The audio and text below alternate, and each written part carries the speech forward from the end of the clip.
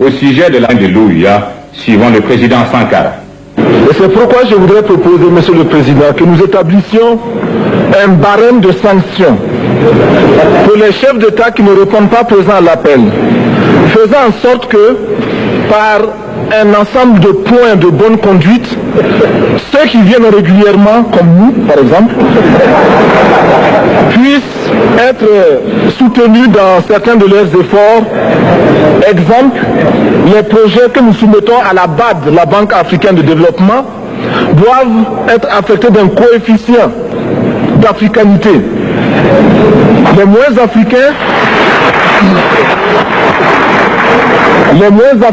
seraient pénalisés. Et comme cela, tout le monde viendra aux réunions ici. Le président du CNR et du FASO aborde maintenant le problème de la dette des pays africains. Nous estimons que la dette s'analyse d'abord de par ses origines. Les origines de la dette remontent aux origines du colonialisme. Ceux qui nous ont prêté de l'argent, ce sont ceux-là qui nous ont colonisés. Ce sont les mêmes qui géraient nos États et nos économies. Ce sont les colonisateurs qui endettaient l'Afrique auprès des bailleurs de fonds, leurs frères et cousins. Nous étions étrangers à cette dette. Nous ne pouvions donc pas la payer.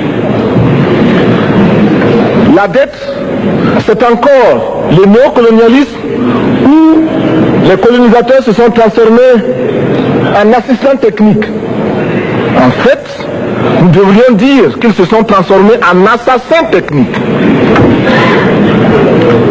Et ce sont eux qui nous ont proposé des sources de financement, des bailleurs de fonds internes que l'on emploie chaque jour, comme s'il y avait des hommes dont le bâillement suffisait à créer le développement chez les autres. Ces bailleurs de fonds nous ont été conseillés, recommandés. On nous a présenté des montages financiers alléchants, des dossiers. Nous nous sommes endettés pour 50 ans, 60 ans, même plus. C'est-à-dire que l'on nous a amenés à compromettre le peuple pendant 50 ans et plus. Mais la dette, c'est sa forme actuelle. Contrôlée, dominée par l'impérialisme. Une reconquête savamment organisée pour que l'Afrique, sa croissance, son développement obéissent à des paliers, à des normes qui nous sont totalement étrangères, faisant en sorte que chacun de nous devienne l'esclave financier, c'est-à-dire l'esclave tout court, de ceux qui ont eu l'opportunité, la ruse, la fourberie de placer les fonds chez nous avec l'obligation de rembourser. On nous dit de rembourser la dette. Ce n'est pas une question morale. Ce n'est pas une question de ce prétendu honneur que de rembourser ou de ne pas rembourser. Monsieur le Président, nous avons écouté et applaudi le Premier ministre de Norvège lorsqu'elle est intervenue ici même. Elle a dit, elle qui est européenne, que toute la dette ne peut pas être remboursée. La dette ne peut pas être remboursée. La dette ne peut pas être remboursée parce que, d'abord, si nous ne payons pas, nos bailleurs de fonds ne mourront pas. Soyons-en sûrs. Par contre, si nous payons, c'est nous qui allons mourir. Soyons-en sûrs également. Ceux qui nous ont amenés, ceux qui nous ont conduits à l'endettement, ont joué comme dans un casino. Quand ils gagnaient, il y avait plein de débats. Maintenant qu'ils ont perdu au jeu, ils nous exigent le remboursement. Et l'on parle de crise. Non, Monsieur le Président, ils ont joué, ils ont perdu, c'est la règle du jeu. La vie continue.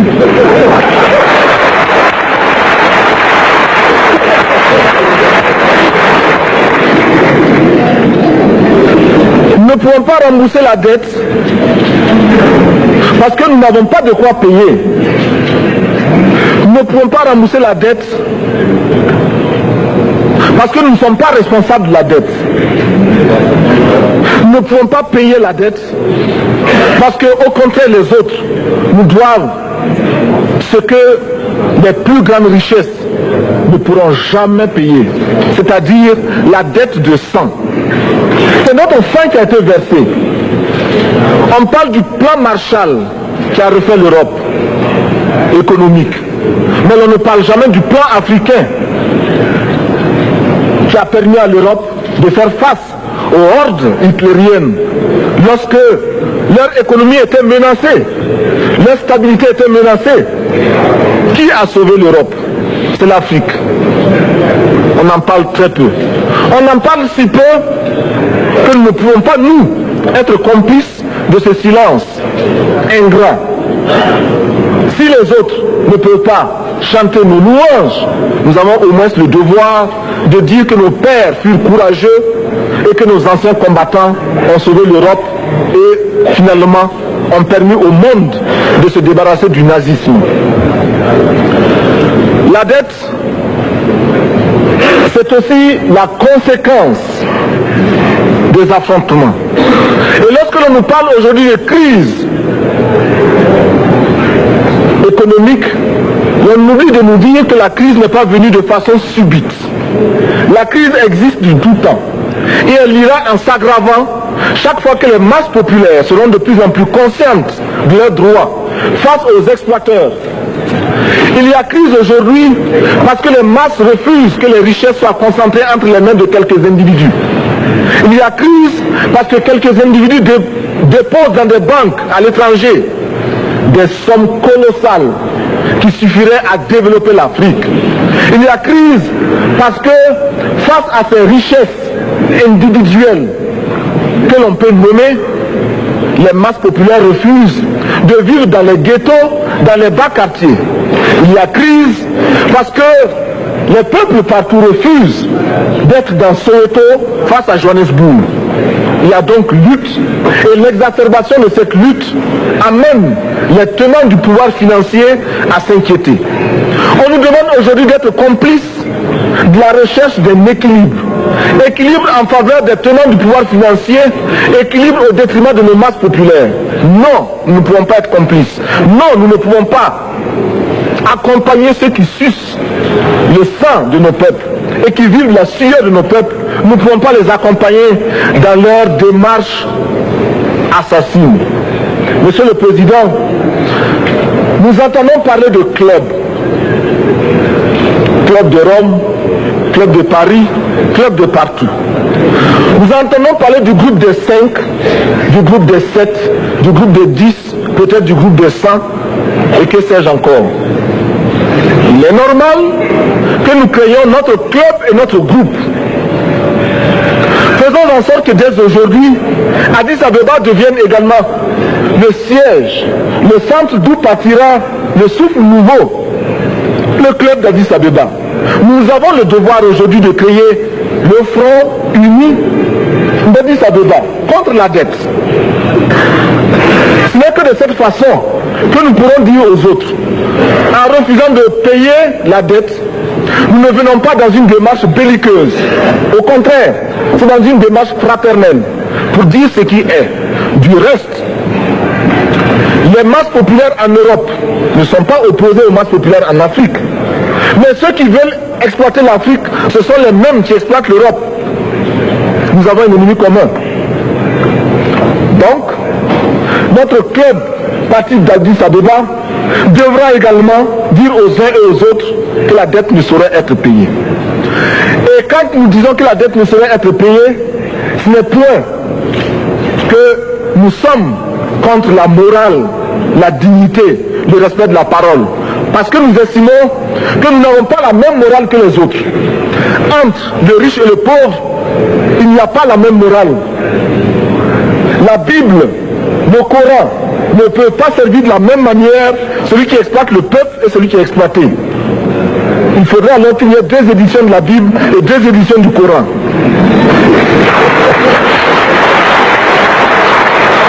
Nous ne pouvons pas accepter qu'on nous parle de dignité. Nous ne pouvons pas accepter que l'on nous parle de mérite de ceux qui payent et de perte de confiance vis-à-vis de ceux qui ne paieraient pas. Nous devons au contraire dire que c'est normal aujourd'hui. Nous devons au contraire reconnaître que les plus grands voleurs sont les plus riches. Un pauvre, quand il vole, ne commet qu'un larcin ou une peccadille, tout juste pour survivre par nécessité. Les riches, ce sont eux qui volent le fisc, les douanes et qui exploitent le peuple. Monsieur le Président, ma proposition ne vise pas simplement à provoquer ou à faire du spectacle. Je voudrais dire ce que chacun de nous pense et souhaite. Qui ici ne souhaite pas que la dette soit purement et simplement effacée? Celui qui ne le souhaite pas, il peut sortir, prendre son avion et aller tout de suite à la Banque mondiale payer. Tous nous souhaitons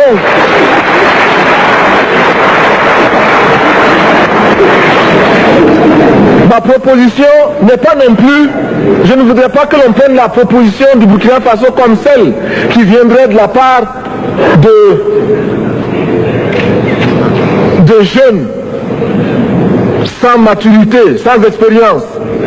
Je ne voudrais pas non plus que l'on pense qu'il n'y a que les révolutionnaires à parler de cette façon. Je voudrais que l'on admette que c'est simplement l'objectivité et l'obligation.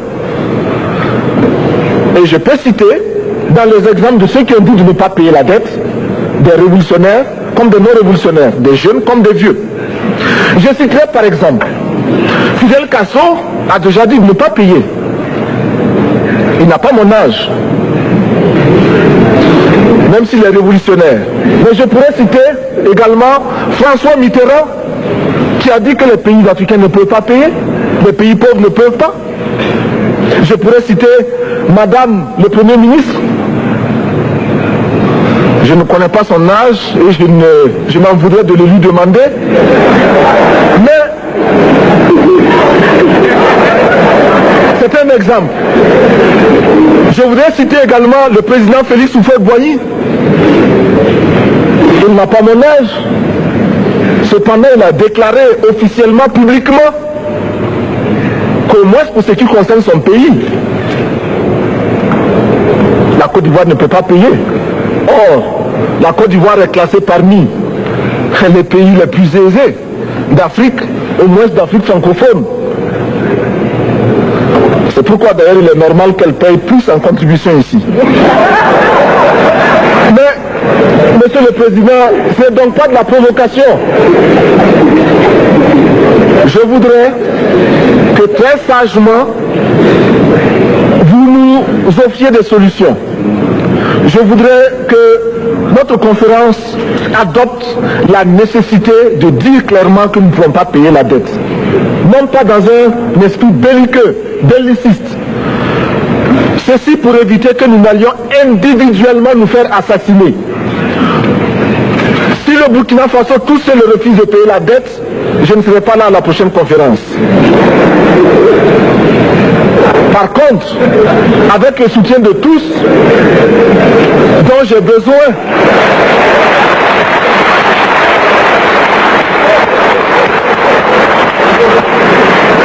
avec le soutien de tous, nous pourrons éviter de payer. Et en évitant de payer, nous pourrons à notre développement. Et je voudrais terminer en disant, chaque fois qu'un pays africain achète une arme, c'est contre un Africain. Ce n'est pas contre un Européen. Ce n'est pas contre un Asiatique. C'est contre un Africain.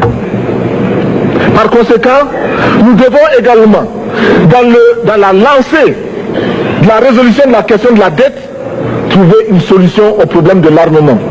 Je suis militaire et je porte une arme. Mais Monsieur le Président, je voudrais que nous nous désarmions. Parce que moi, je porte l'unique arme que je possède et d'autres ont camouflé les armes qu'ils ont. Alors,